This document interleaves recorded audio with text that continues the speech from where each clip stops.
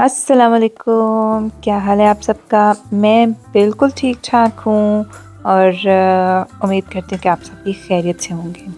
आज के दिन की रूटीन आपसे शेयर करने लगी हूँ। आज नाश्ते में मैंने बनाए थे फ्रेंच टोस्ट और फ्रेंच टोस्ट काफ़ी वैसे मैं कम ही बनाती हूँ क्योंकि इसमें ज़्यादा चीनी जाती है। तो आज मेरे पास वैसे स्टीविया थी तो मैंने सोचा कि स्टीविया डालकर ही आज मैं ट्राई करती हूँ कि जो कम कैलोरी जिसमें बिल्कुल भी ज़ीरो कैलोरीज़ होती हैं उससे कैसे के जो अ, ये फ्रेंच टोस्ट हैं बनते हैं। तो इसमें फ्लेवर के लिए वैसे मैंने इसमें वनीला शुगर ऐड की है। अगर कोई शुगर ना भी यूज़ करना चाहता हो तो वो वनीला एसेंस जो है वो यूज़ कर सकता है।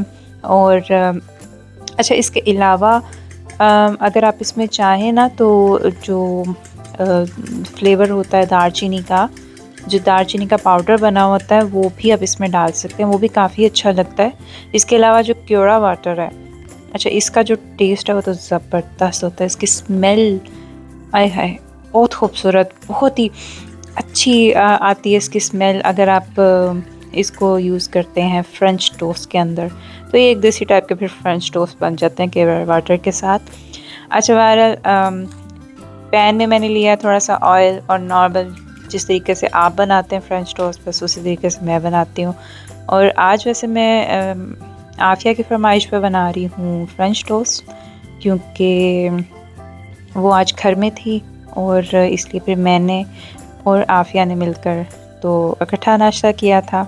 और बस यही जो रूटीन है आपके साथ मैं शेयर कर रही हूँ। अच्छा, जुमे की जो रूटीन है ना नॉर्मली काफ़ी बिज़ी जाती है एक तरह से क्योंकि आगे वीकेंड होता है और फिर वीकेंड पे जो बच्चे हैं वो ज़रा आराम आराम से उठते हैं और फिर इसलिए जो मेरा व्लॉग भी है उसके लिए मुझे जो कई थोड़ी बहुत वीडियोस वगैरह भी अगर बनानी पड़े इकट्ठी करनी पड़े तो वो भी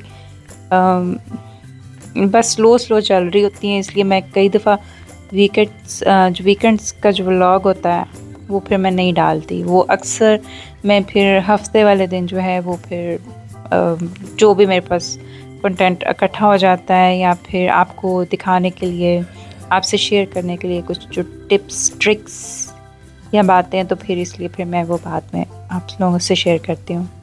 और इसके अलावा अब कुछ दिनों में रमज़ान भी शुरू होने वाला है। अच्छा, मैंने कराई हुई है तेमू से कुछ चीज़ें ऑर्डर जो कि रमज़ान की डेकोरेशन के हवाले से हैं।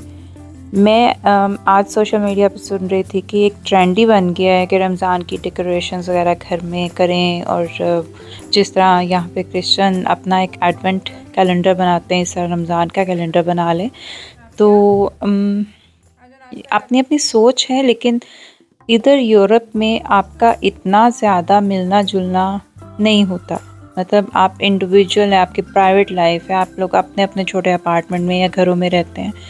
तो यहाँ पे जो बच्चों को बताना होता है ना कि बच्चों रमज़ान आ रहा है, हम मतलब जो जिस तरह से हमने गुजारा अपना बचपन कि रमज़ान आता था, ईद का रमज़ान का चाँद देखते थे, दुआ करते थे और फिर उसी हिसाब से फिर तैयारियां होती थी। बाज़ार से समोसे पकोड़े आ जाते थे या घर में तैयारी करते थे या फिर हमसायों से कोई आ जाती थी इफ्तारी वगैरह।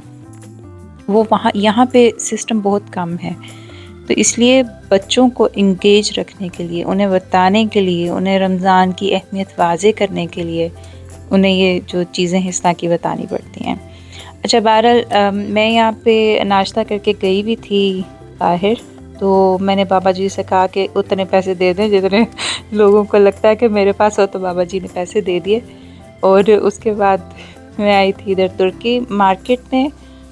और इधर जर्मनी में जो तुर्किश मार्केट है वो तकरीबन एक तरह की ही लगती हैं मुझे, सेम मैं लेकिन काफ़ी नीट रखी होती हैं, सब्जियां वगैरह फ्रेश होती हैं और खिले खिले कलर होते हैं तो इसलिए ख़रीदने का भी मज़ा आता है। तो ये जो है हमारे सिटी की जो तुर्किश मार्केट है ये बाज़ार के अंदर है, इसलिए यहाँ से चीज़ें लेनी आसान होती हैं।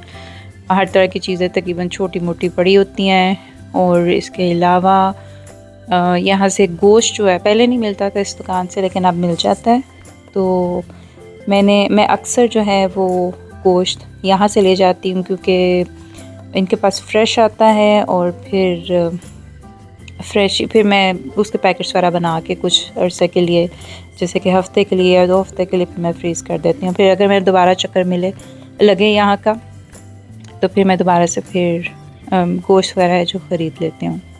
तो बहरहाल बच्चे मेरे खाते हैं जी नूडल शौक़ से चिकन वाले, तो मैंने आज यहाँ से लिए थे चिकन ब्रेस्ट ली थी। ब्रेस्ट के इसके 3 पीसेस पड़े हुए थे, जो कि 8 यूरो किलो। 1 किलो की जो प्राइस है वो 8 यूरो है, और ये तकरीबन मुझे 10 यूरो में ही पड़ी थी चिकन ब्रेस्ट, तो इसलिए फिर मैंने यहाँ से ली थी।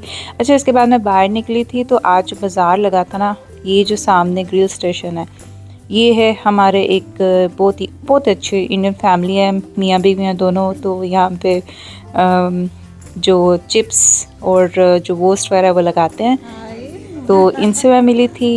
और मेरे बच्चे सुफियान आफिया जब बिल्कुल छोटे थे किंडरगार्टन में, उससे भी पहले का ये स्टॉल लगाते हैं। मैं इनसे जब भी मौका मिलता है मैं इनसे ज़रूर लेती हूँ चिप्स वगैरह, और बच्चे भी शौक़ से खा लेते हैं, और बहुत ही अच्छी आदत के हैं माशाल्लाह।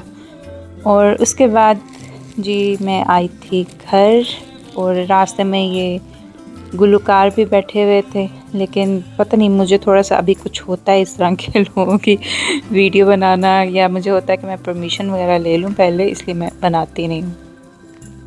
और इसके अलावा मेरे पास है जी आपके साथ शेयर करने के लिए ये कैलीग्राफ़ी। तो मुझे थोड़ा सा कैलीग्राफ़ी करने का भी शौक़ है, तो मैंने एक गोल्डन मार्कर ली थी, और फिर उससे मैं ये जो कैलीग्राफ़ी है ये ट्राई कर रही हूँ। तो ये भी एक अच्छा आर्ट है, मज़ा आता है इसको अरबिक या उर्दू भी लिखने में भी, और अगर आप थोड़ा सा बना सवार कर लिखते हैं तो वो भी लिखा हुआ अच्छा लगता है, और इस तरीके से जो थोड़ी बहुत स्किल है वो भी इम्प्रूव हो जाती है। तो गोल्डन मार्कर मेरी थोड़ी सी फीकी लगी थी मुझे, इसलिए फिर मैंने इस तरीके से इसका थोड़ा सा जो आउटलाइन है इसकी, वो फिर मैंने डार्क जो थोड़ी मार्कर थी उसे दे दी थी। तो ये था जी मेरा आज का व्लॉग। तो मिलती हूँ आपसे अगली वीडियो में। अपना बहुत ज़्यादा ख्याल रखिएगा, और रमज़ान की तैयारी भी करते रहिएगा। मैं भी आपके साथ ज़रूर शेयर करूँगी अपनी रमज़ान की फॉरबराइटिंग प्रिपरेशंस। तो मिलती हूँ आपसे अगली वीडियो में, तब तक के लिए मुझे इजाज़त दीजिए। अल्लाह हाफ़िज़।